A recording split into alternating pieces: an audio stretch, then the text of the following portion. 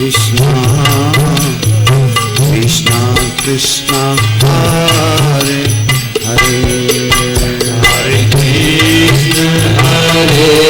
कृष्णा कृष्णा कृष्णा हरे हरे।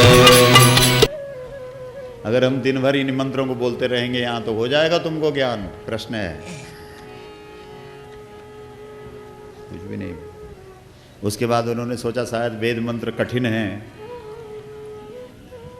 जो सरल संस्कृत भाषा में पाठ है, जैसे दुर्गा सप्तशती का पाठ है और गीता पाठ है, धर्म क्षेत्रे कुरुक्षेत्रे समवेतायुत्सवः मामका पांडवाश्चैव किमकुर्वत संजय दृष्ट्वाद पांडवानीकं व्यूढ़ं दुर्योधनस्तदा आचार्यम् उपसंगम्य राजा वचनम् अब्रवीत् पश्येतां पांडुपुत्राणाम् आचार्य महती चमू व्यूढ़ां द्रुपदपुत्रेण तव शिष्येण धीमता अत्र सूरा महेश्वासा भीमार्जुन समायुधि युधानो विराटश्च।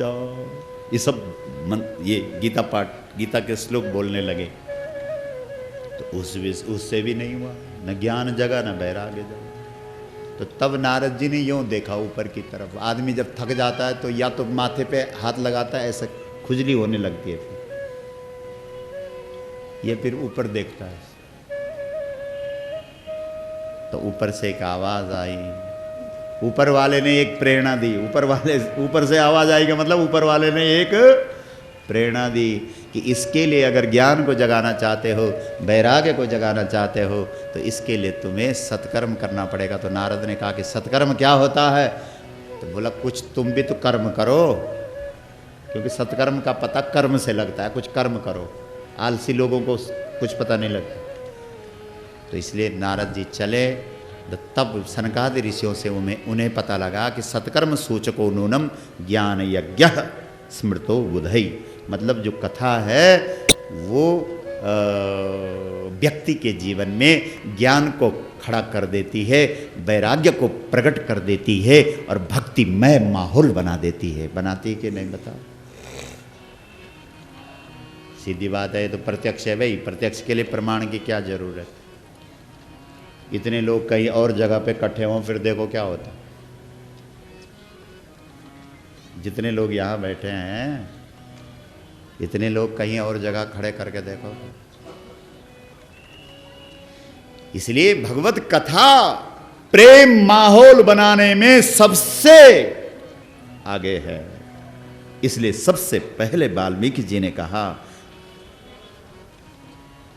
कि जिनके श्रवण समुद्र समाना कथा तुम्हारी सुबह सरी नाना। जिन लोगों ने अपने कानों को समुद्र बना दिया है, मतलब कान थकते ही नहीं। जैसे नदियाँ उसमें जाती हैं ना सागर में, तो सागर कभी नदियों को ऐसा बोलता है कि हो गया, बहुत हो गया, बहुत, ऐसा तो नहीं, निरंतर चल रही है। इसी प्रकार से जो लोग कथा के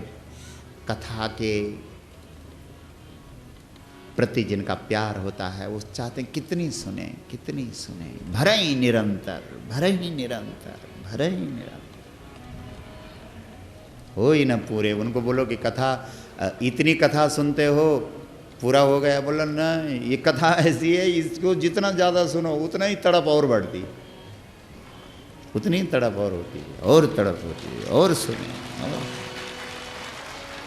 बल्कि गोस्वामी तुलसीदास जी ने तो इतना तक लिखा है कि अगर कोई व्यक्ति ऐसा बोल दे कि अरे बहुत सुनी है कथा, तो रस विशेष जाना तिन नाही, उसने तो अभी समझा ही नहीं है कि कथा क्या होती है, उसको तो अभी पता ही नहीं लगा है। तो मेरे भाई बहनों, मुझे ऐसा लगता है कि गोस्वामी तुलसीदास जी का ये दर्शन है कि भगवान की जो कथा है वही प्रेममय माहौल बना सकती है, और किसी साधन से प्रेममय माहौल नहीं बन सकता, नहीं हो सकता। और प्रत्यक्ष के लिए प्रमाण की क्या जरूरत है, आप देख लीजिए। इसलिए कथा का आदर करें, हाँ, सम्मान करें, है ना। और फिर अगर कथा गौ की हो तब तो कहना ही क्या है, तब तो सोने में सुहागा।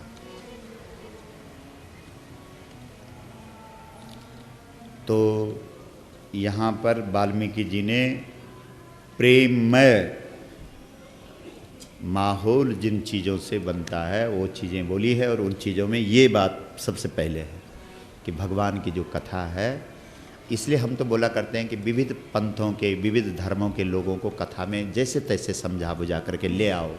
हम गारंटी देते हैं व्यासपीठ से, अगर प्रेम में माहौल न बने, बन जाएगा, पहले से बनता आया है, बन जाएगा। सबसे पहले भगवत कथा।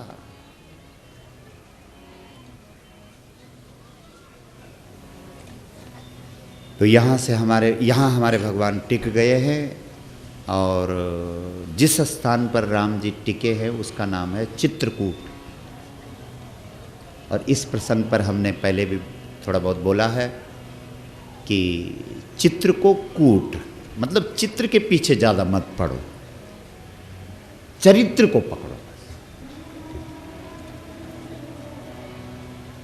कलयुग के लोग चित्र के पीछे पड़े रहते हैं, चरित्र नहीं देखते, बस दुख इस बात। राम के चरित्र को पकड़, समझ रहे हैं? चित्र तो अपने आप आएगा, चरित्र के पीछे चित्र है। ये व्यवस्था ठीक नहीं है कि आप चित्र रखो तब ध्यान करो ना, ये व्यवस्था ठीक नहीं। आप चरित्र धारण करो तब ध्यान करो, ये सही व्यवस्था। इसलिए मेरे भाई बहन जितने यहां बैठे हैं, मेरा निवेदन है, चित्र को रख करके ध्यान लगाने की आदत बदल देना, चरित्र को धारण करके ध्यान लगाने की आदत डाल देना। जिस दिन तुम्हारी ये आदत पड़ गई कि तुमने चरित्र को धारण करके ध्यान किया, उस दिन राम का रूप तुम्हारे हृदय में अपने आप आ जाएगा। करके देख लेना, करके देख लेना। ये आदत ठीक नहीं है कि चित्र लो और चित्र को रखो, तब आंख बंद करते हैं, हाँ राम जी दिखाई दे रहा है। हमने ऐसे बहुत सारे लोग देखे हैं जो बोलते हैं कि मुझे राम दिखाई देता है ध्यान में, लेकिन उनके चरित्र,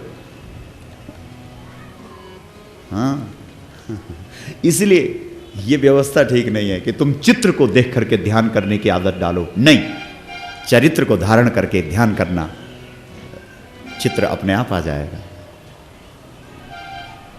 चित्र के अधीन चरित्र नहीं है, चरित्र के अधीन चित्र है। इसलिए चित्रकूट शब्द है, चित्र को छोड़, राम के चित्र को रहने दे, चरित्र को पकड़ ले, इसलिए चित्रकूट शब्द है। बोलो चित्रकूट धाम की जय। तो भगवान चित्रकूट में हैं, और अब वो सुमंत्र जी वापस जा रहे हैं। जरा देख लें इनको भी कैसे जा रहे हैं, बेचारा रो रहा है। तो अरे इस सुमंत्र की बात क्या करते हो, जिस रथ के ऊपर सुमंत्र बैठा है, उस रथ पर जो घोड़े जुते हुए हैं उनको भी तो देख लो, उनका क्या हाल है। गोस्वामी तुलसीदास जी ने उनका वर्णन किया है। मेरे को लगता है गोस्वामी तुलसीदास जी उन घोड़ों से ही नहीं हट पाए, इसलिए सुमंत्र का क्या वर्णन करें, क्योंकि वो घोड़े, उन घोड़ों का बहुत प्यार है भगवान से, बहुत प्रेम। आहा, बैर प्रेम पशु पक्षी जाना। बैर और प्रेम को तो पशु पक्षी भी जानते हैं। क्या क्या समझे? बैर प्रेम पशु पक्षी जाना। बल्कि ये लिखने वाली पंक्ति है। हाँ, जो लिखने वाली पंक्ति होती है बहुत जरूरी। वैसे तो सारी पंक्तियां लिखने वाली, उनको हम आपको विशेष बताने का प्रयास करते हैं। बैर प्रेम पशु पक्षी जाना, बैर प्रेम पशु पक्षी जाना। बैर और प्रेम तो पशु पक्षी भी जानते हैं, नहीं? साधु महात्माओं के आंगन में पक्षी खूब चरते रहते हैं। लेकिन गृहस्थों के घर में नजदीक नहीं आते, दिखेंगे तो एकदम उड़ जाते हैं, पता है उनको। इसलिए जो घोड़े हैं राम जी के, बहुत प्यार है उनका। तो अरे खाना पीना बंद हो गया घोड़ों, ऐसे खड़े रहते हैं। नहीं तृण चरहि न पियई जल, मुचहि लोचन आहा। बस प्रेम में आंसू ही आंसू है, बस और कुछ नहीं।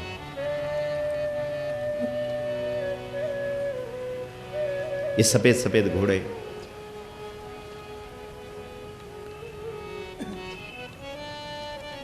राम जी जब इनकी पीठ पर थाप मारते थे, आहा, इन घोड़ों की भी समाधि लग जाती। इसलिए घोड़े अब सोचते कौन मारेगा हमारी पीठ पर थाप, इसलिए रोते हैं। नहीं तृण चरहि, भील लोग घास लाते हैं, घोड़ों के आगे देते हैं, लेकिन वो चरते ही नहीं, खाते ही नहीं। न पियहि जल,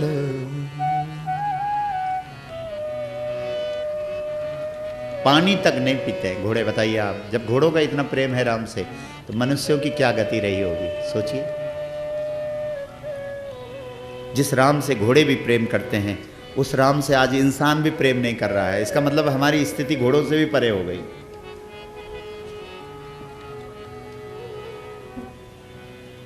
तो जैसे तैसे इन घोड़ों को भील लोगों ने सुमंत्र को रथ पर रखा और उनको अवध के किनारे छोड़ दी। तो सुमंत्र जी अवध में जाने का उनका साहस नहीं हो रहा है।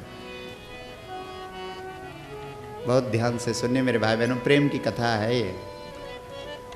जहां प्रेम होता है बस थोड़ा रोना है, बस ये राम कथा रोने की कथा है, सच पूछो अगर। और मैंने सुना है लोग बोलते हैं कि रोने से दिल हल्का हो जाता है। रोना दिल के लिए बहुत अच्छा।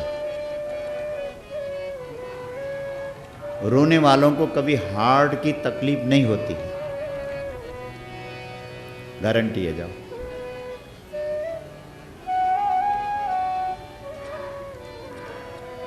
लेकिन रोना भी दो प्रकार का है। एक दुख का रोना है, एक प्रेम का रोना है। मैं प्रेम के रोने की बात कर रहा हूं।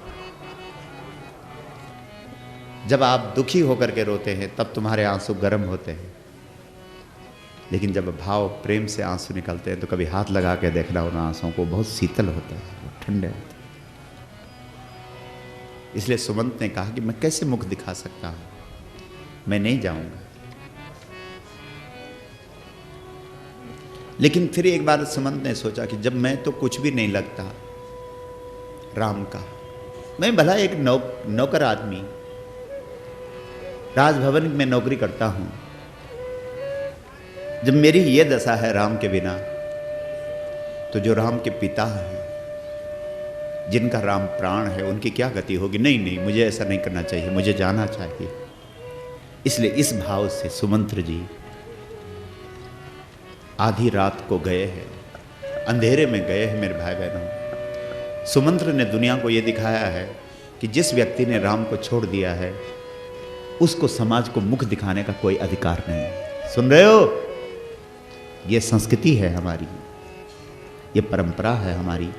अगर हमने राम को छोड़ दिया है तो हम समाज में मुख दिखाने लायक नहीं है।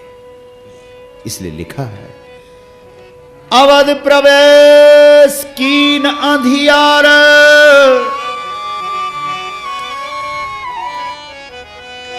कीन अंधियार,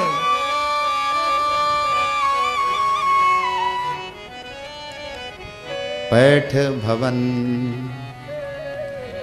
पैठ भवन,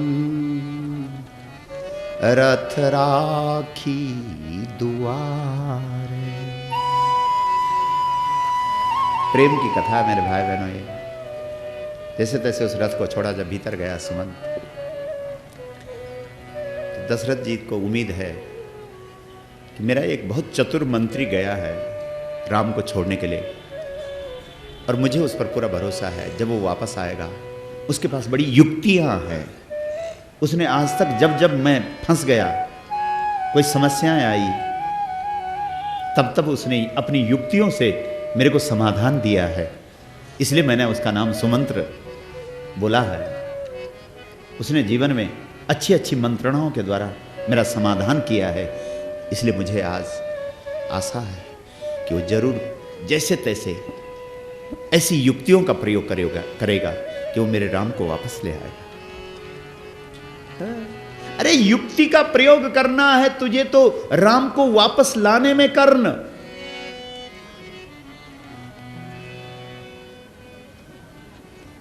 लेकिन सुमंत्र जब खाली आया है, जैसे दशरथ जी को पता लगा कि सुमंत्र आया, एक बार तो ऐसे उछले कि सीधे वहीं पहुंचे सुमंत्र के पास। और जैसे उन्होंने जफ्फी मारी सुमंत्र पर और कहा कि क्या बात है, मेरी परीक्षा लेते हो? मेरे राम को तुमने बाहर खड़ा कर दिया, उसे भीतर क्यों नहीं लाए हो? ऐसा नहीं हो सकता कि तुम अकेले आए होगे, तुमने निश्चित रूप से मेरा राम वापस लाया है।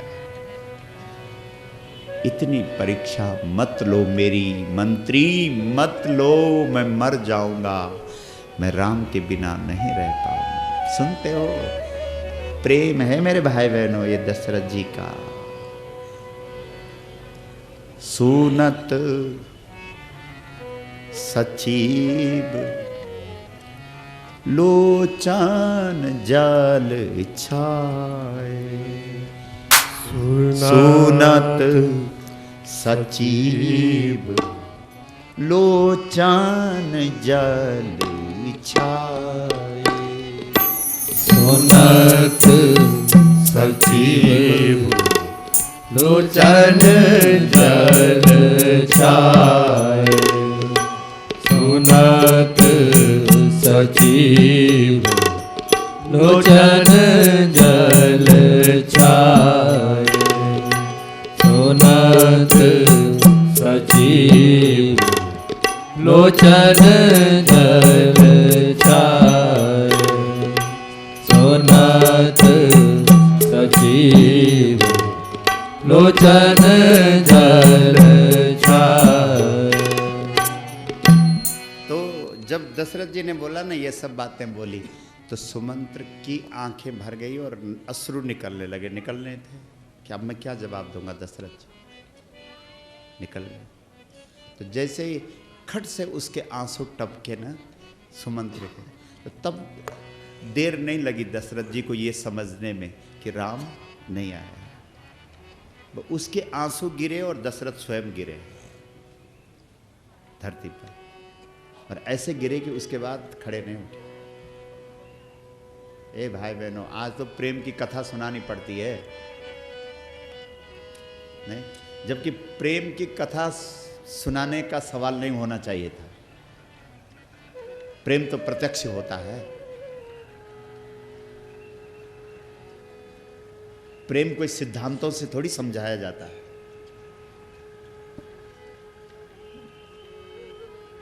तो तुलसी जी ने लिखा कि सूत शब्द लिखा है उसके लिए, उस मंत्री के लिए। सूत वचन सुनत ही नर नाहु, पर्यु धरनी उर दारुण दाहु। मतलब ऐसा लगा कि नहीं, अब इसका जो मंत्रीपना है वो भी खत्म हो गया है। अब नहीं रहा है ये मंत्री, अब ये केवल रथ चलाने वाला रह गया है, ड्राइवर, सारथी। अब ये मंत्री नहीं रहा, क्योंकि अगर इसमें वो मंत्री वाला गुण होता तो ये जैसे तैसे मेरे राम को वापस ले आता। तब रोया है दशरथ जी, बहुत रोए। तो वो सब आप जानते हैं कि प्रेम में आदमी जब रोता है तो दशरथ जी के रोने में वो सब विलाप है कि और तो कोई बात नहीं थी, लेकिन जिस राम को मैंने शाम को कहा कि बेटे तुम कल राजा बन रहे हो, और उसी राम को मैंने सुबह रात खुलने से पहले ये कह दिया कि तुम वन चले जाओ, और फिर भी मेरे प्राण नहीं निकले, मेरे हृदय के टुकड़े टुकड़े नहीं हुए। इसलिए निश्चित रूप से संसार में मेरे जैसा पापी कोई नहीं। को पापी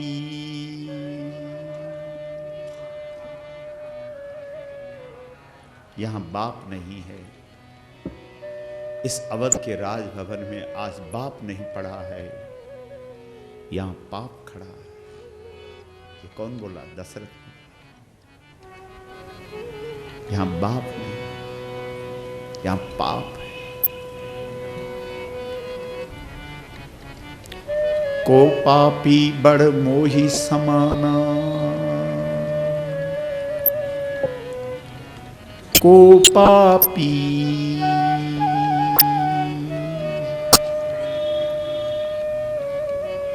को पापी बड़ मोही समाना।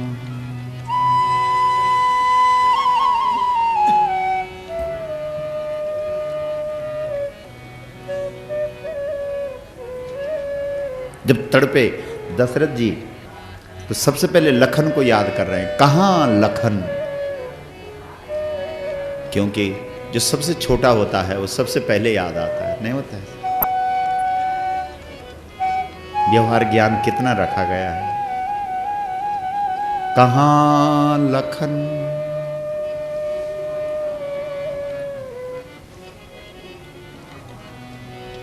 कहां लखन?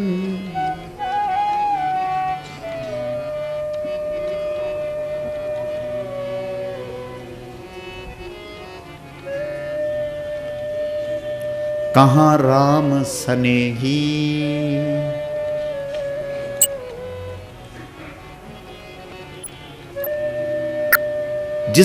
जिस राम ने कभी जीवन में दुश्मन से भी दुश्मनी नहीं रखी। कहां प्रिय पुत्र बधू वैदेही?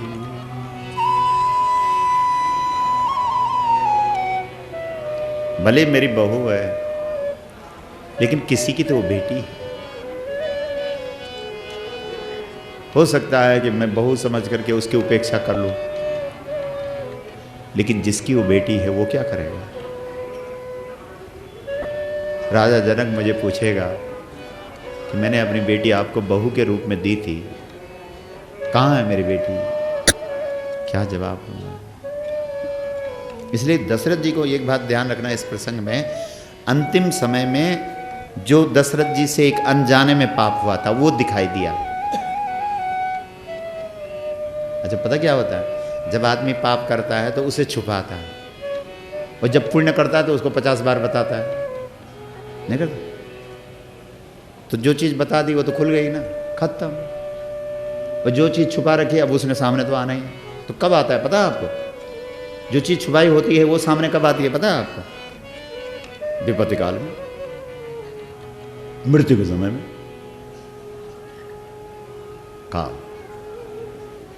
काल का मतलब काल तो होता है, मौत तो होता है, लेकिन काल का मतलब समय भी होता है।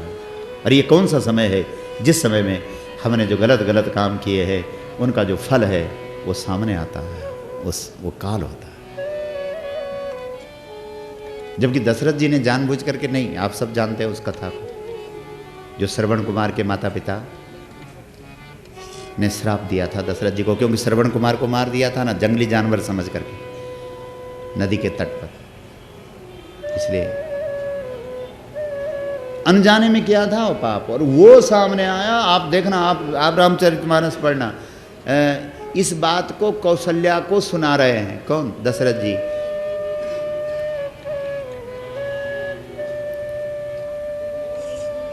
तापस अंध कौशल्या जब भटके दबाए कौशल्या जी, महाराज धैर्य रखो, धीरज रखो, लेकिन वो भटकन खत्म ना हो। क्या हो रहा है? बोला क्या होना है, मुझे वो अंधे दिख रहे हैं। सुन रहे हो? दो सेवक इधर से दबा रहे हैं दशरथ जी को, दो उधर से दबा रहे हैं, कोई सिर दबा रहा है, कोई पैर दबा रहा है, कोई कमर दबा रहा है। स्वयं कौशल्या वहां खड़ी हैं, पूरा ध्यान है कि दशरथ जी शांत हो जाएं, लेकिन क्या हो रहा महाराज?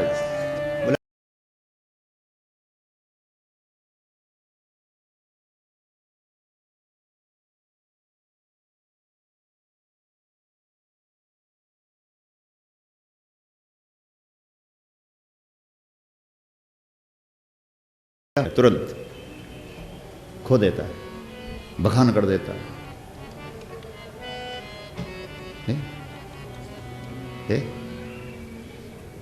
कोई अच्छा काम करा है तो उसके लिए समितियां तुरंत सम्मान करने के लिए तैयार हो जाती हैं,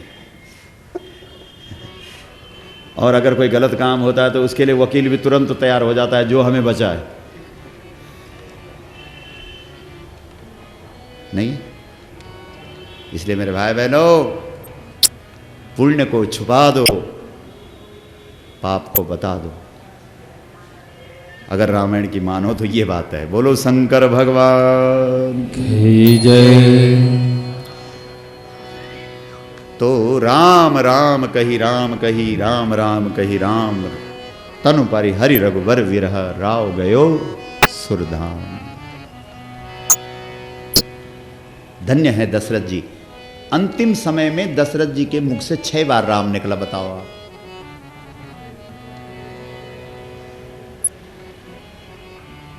कहते हैं कि गांधी जी ने एक बार हे राम कहा, उसमें भी कभी कभी समाचार पत्रों पे टिप्पणियां चलती रहती हैं कि कहा कि नहीं कहा। बोलो, लेकिन हे मेरे भाई, क्या गजब रहा होगा ये राजा दशरथ जिसने 6 बार कहा होगा। सच्ची बात ये मेरे भाई बहनों, सच बोलूं, हमारे शास्त्र बोलते हैं कि आखिरी में अपनी ताकत से कोई राम बोल ही नहीं सकता है। राम उसकी जुबान से निकलता है जिसकी जुबान पे शिव जी बैठ जाता है। क्या तुमने अपनी जुबान पे शंकर को बिठाया है? बोलो। और अगर तुमने अपनी जुबान पर शिव जी को बिठाया है, तब तुम्हारी जुबान से राम निकल सकता है, ये रामायण बोलती है। क्योंकि केवल शिव। हमने महाराष्ट्र में एक संत हुए हैं ज्ञानेश्वर, उन्होंने श्रीमद् भगवद गीता पे टीका लिखी है, मैंने पढ़ी वो टीका। वो भी यही कह रहे हैं कि अंतिम समय में कोई व्यक्ति अपनी ताकत से राम नहीं बोल सकता है। आप पढ़ना, ज्ञानेश्वरी टीका है श्रीमद् भगवद गीता पर, उसमें भी उन्होंने स्पष्ट लिखा है कि अंतिम समय में कोई अपनी ताकत से राम नहीं बोल सकता है। स्वयं भगवान शिव जिसकी जुबान पर बैठ जाए, उसी की जुबान से राम नाम निकल सकता है। और वो हमें आप पहले बता चुके हैं कि शिव जी के साथ अनुबंध हो रखा है कि अंतिम समय में आप मेरी जुबान पर बैठेंगे और आप, इसलिए शिव जी के 5 मुख हैं, इसलिए शंकर ने 5 बार राम बोला है। और जिसकी जुबान पर शिव जी बैठ जाता है, उसकी जुबान भले अंतिम समय में बंद कैसे हो सकती है। इसलिए एक बार दशरथ की जुबान से राम निकला है और कुल मिलाकर के 6 बार निकला है। बोलो दशरथ महाराज की जय। दशरथ महाराज की जय।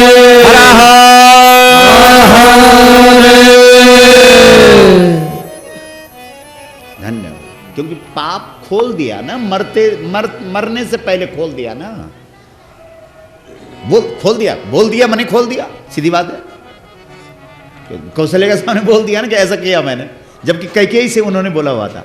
लेकिन कैकेयी तो बहुत गुप्त रखती थी ना, और इस प्रयोजन से कहा था कि देख कैकेयी, तेरे से बता रहा हूं, किसी को मत बताना, मुझसे जवानी में ऐसा पाप हो गया था, हुआ अनजाने में था, जानबूझ के नहीं हुआ था। लेकिन आज कौशल्या से बोला और इस आशय से बोला कि पूरा ही खोल दिया, सारी दुनिया को बता देना कौशल्या, मैं रहूं ना रहूं, लेकिन तुम मेरे इस पाप को सारी दुनिया को बता देना कि मैंने जवानी में मुझसे ये पाप हुआ था, मैंने श्रवण कुमार को बाण मारा था। पाप खुल जाए मेरे भाई तो मुक्त हो जाता है आदमी, लेकिन अगर पाप नहीं खुले हैं तो फिर मुक्त नहीं होता है, फिर उन्हीं पापों से बंधा हुआ फिर दोबारा आता है। पुनरपि जननम पुनरपि मरणम, पुनरपि जननम पुनरपि मरणम, पुनरपि जननी जठरे शयनम। बार बार जन्म होगा, बार बार मृत्यु होगी, पुनरपि जननम पुनरपि।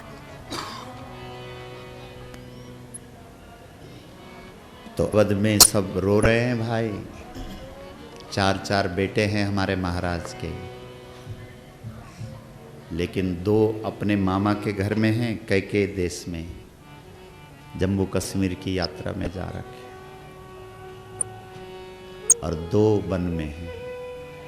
तो देख लो, 4 होते हुए एक भी नहीं था पास।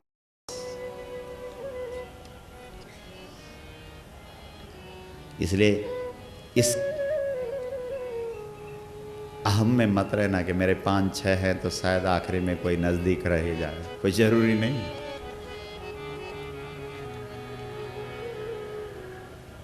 इसलिए वशिष्ठ जी ने राम लखन को वापस बुलाने के लिए नहीं, जो मामा के घर में गए हैं भरत जी शत्रुघ्न के साथ, उनको बुलाने के लिए भेजे हैं, सेवक भेजे हैं, राजभवन से दूत भेजे।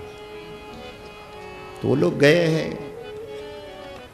तो अब भरत जी का प्रवेश है। तो एक निवेदन है हमारा कि भरत जी साक्षात प्रेम है, और गोस्वामी तुलसीदास जी ने भरत जी के चरित्र को बोलने में हाथ खड़े कर दिए हैं। भरत के चरित्र को कोई बोल नहीं सकता है, इसलिए जब भरत का चरित्र शुरू हो तो उसे सुनने के लिए सभी को तैयार हो जाना चाहिए। और भरत के चरित्र को केवल राम ही बोल सकता है। इसलिए जब जीवन में राम का भाव जागृत हो तो भरत जी के बारे में कुछ शब्द निकल सकते हैं। इसलिए ये साक्षात प्रेम है। जब ये आया है तो इस उम्मीद से आया है कि सबसे पहला दर्शन मैं राम का करूँगा, और इस उम्मीद से आया है कि मेरा राम जब देखो, जब भी राम को ढूंढो, जब भी राम को आवाज लगाओ, तो कैकेयी के भवन से ही उत्तर मिलता है, हाँ भैया मैं यहां हूं। जब जब दशरथ जी आवाज लगाते राम, आवाज आती है पिताश्री मैं मां कैकेयी के भवन में हूं। इसलिए भरत जी ने, क्योंकि भरत के जीवन का लक्ष्य राम है, इसलिए भरत जी ने यह निर्णय लिया कि मुझे अवध में जाकर के सबसे पहले राम का ही दर्शन करना। सुन रहे हो? वैसे अवध राम के लिए ही है, नहीं, अवध का और राम का अन्योन्याश्रय संबंध है। इसलिए अवध राम के लिए ही है और अवध राम के लिए ही रहना चाहिए, यह हमारा भी निवेदन है। इसलिए अवध में जब भरत जी आए हैं तो राम को देखना चाहते हैं, इसलिए कैकेयी के भवन में प्रवेश किया है। लेकिन जब राम नहीं मिला और कैकेयी खड़ी हुई भरत के सामने, तो बड़ा अटपटा लगा है भरत जी को।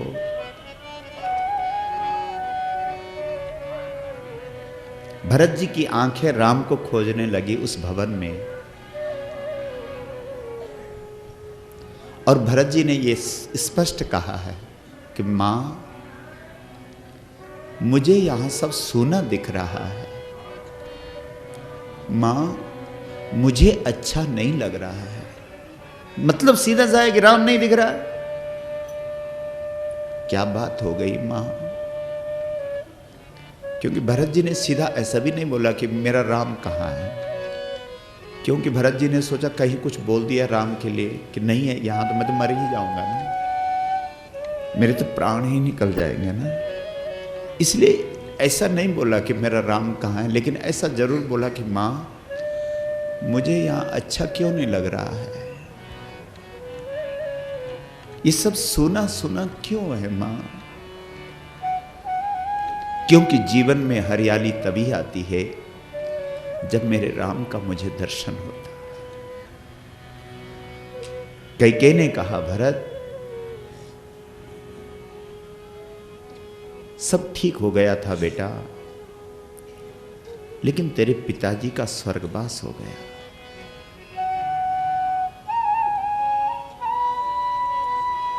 तो भरत जी ने कहा कि मेरे पिता का स्वर्गवास। क्या कहती है मां?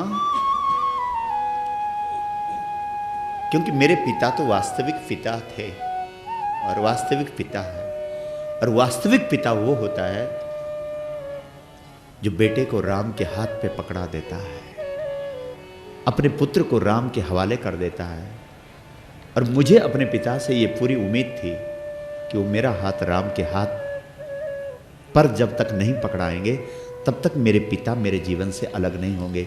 इसलिए ऐसा कैसे हो सकता है कि मेरे पिता ने मेरा हाथ राम को नहीं पकड़ाया और वो पहले ही प्राण छोड़ गए? नहीं नहीं, ऐसा नहीं हो सकता है। तात तात हाथ तात पुकारी, परऊ भूमि तल व्याकुल भारी। सुन रहे हो क्यों रोए हैं पिता के लिए? इसलिए रोए कि मेरे पिता ने मुझे राम को दिया ही नहीं, ऐसे ही कैसे चले गए? दर्द राम का है, रोना राम के लिए है, प्रेम राम से है। अगर पिता का नाम लिया है तो इसलिए लिया है कि उस पिता ने मुझे राम के हाथ पे जब पहुंचाया ही नहीं तो वो पिता मेरे जीवन से क्यों निकल गया, कैसे निकल गया? मुझे जवाब दो।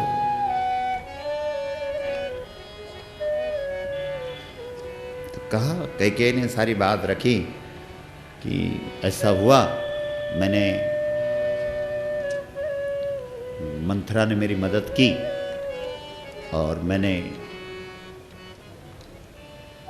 राम के लिए तेरे लिए राज मांग दिया और राम के लिए वनवास मांग दिया, राम को वन भेज दिया और उस दुख में तेरे पिता ने शरीर छोड़ दिया। तो बोलो जरा, भरत जी को जब ये तीर लगा होगा, नहीं क्या स्थिति हुई होगी उस प्रेमी की? नहीं,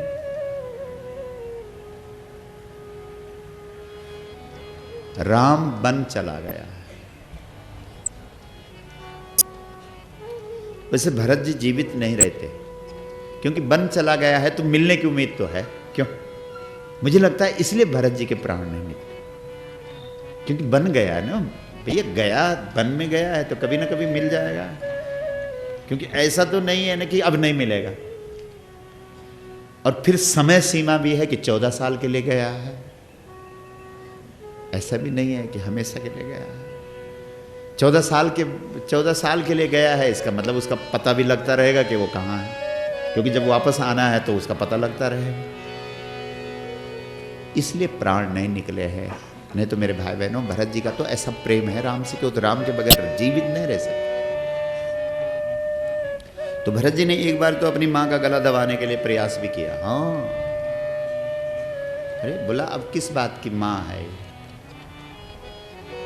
क्योंकि माँ तब है जब वो बेटे को राम से मिलाए। इसलिए हमने इस पे पहले चर्चा की। जो लोग पहले नित्य कथा सुन रहे हैं उनको पता है भाई, माँ भगवान है, भगवान के बराबर है। लेकिन कब है? जब वो भगवान से मिलाए। अगर वो माँ भगवान से नहीं मिलाती है तो भगवान कहाँ से है? उस माँ से हमें क्या लेना? लेकिन फिर बाद में सोचा कि ये समाचार वहाँ पहुँच जाएगा, राम के पास पहुँच जाएगा, क्योंकि राम तो वन में है, कि भरत ने माँ का गला दबाया, और फिर वो वहाँ से भी चला जाएगा और मुझे कभी नहीं मिलेगा। नहीं नहीं नहीं नहीं, मुझे राम चाहिए, मुझे राम। तो यहाँ से भरत जी का रोना शुरू हुआ है। अपनी ओर देखा है भरत। यहाँ पर वो भी आई है मंथरा, उसको शत्रुघ्न जी ने दंड दिया है, क्योंकि जो अति पाप करते हैं उनको अगले जन्म में दंड मिलेगा ऐसा नहीं है, उनको इसी जन्म में दंड मिल जाता है, क्योंकि अति का फल यही है। उन्हें प्रतीक्षा नहीं करनी पड़ती। आप अति अच्छा कर्म करोगे तो यही, अति खप करोगे तो यही। तो तब भरत जी ने कौशल्या से संबंध जोड़ा है। मतलब संबंध जोड़ने की छूट है आपको, और उस व्यक्ति से अपना संबंध जोड़ो जहां से तुम्हें ऐसा लगे कि यहां से मुझे राम मिल सकता है। समझ रहे हैं? संबंध बनाने की छूट है।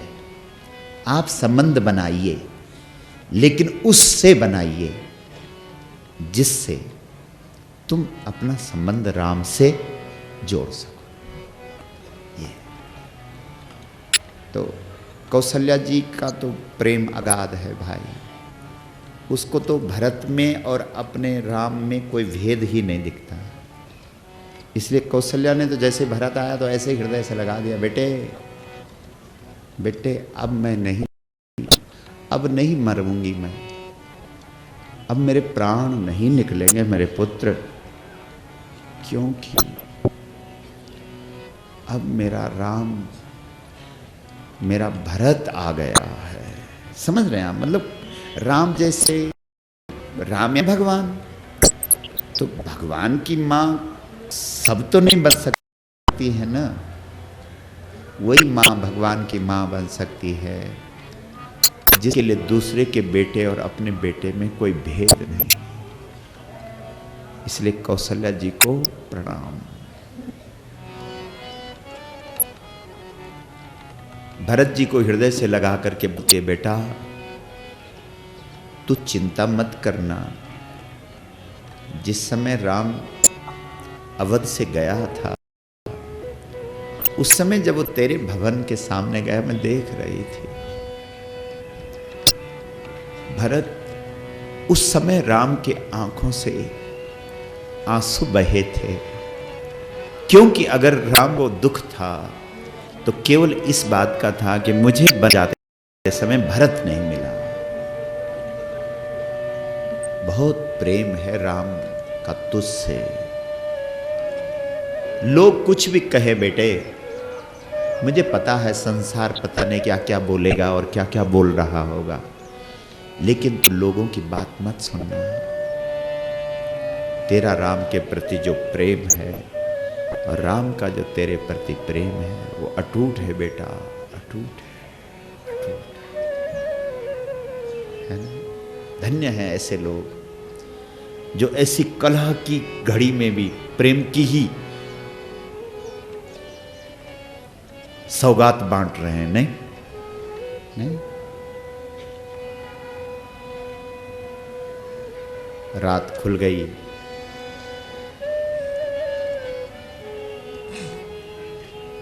पिता की अर्थी तैयार की सरयू नदी के किनारे, चंदन की लकड़ी की चिता, उस पर पिता की अंत्येष्टि भरत जी ने स्वयं मुखाग्नि दी।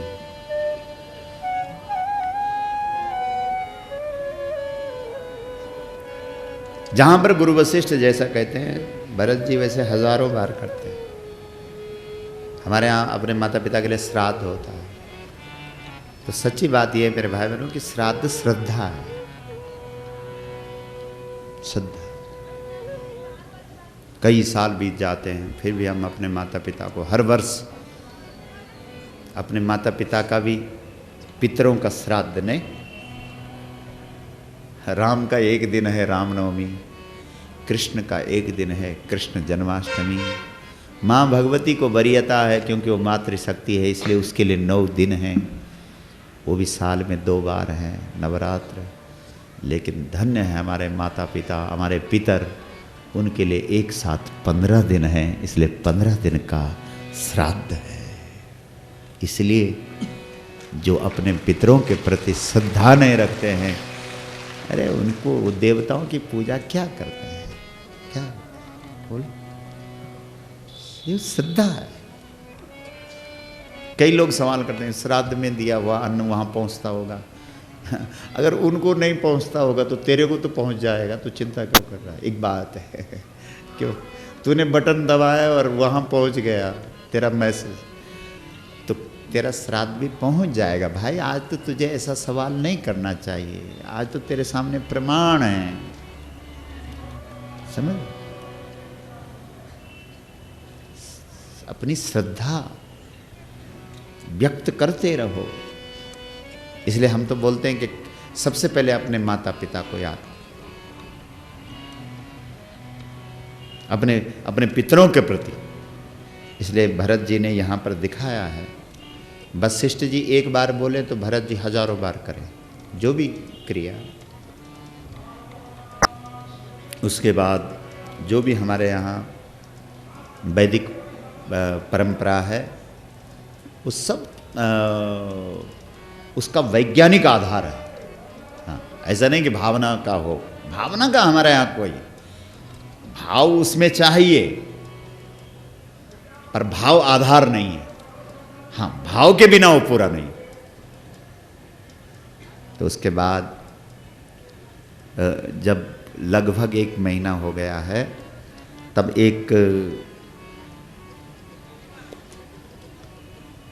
आज सब लोग इकट्ठे हुए हैं, एक बैठक, उसमें वशिष्ठ जी सबसे पहले उठे हैं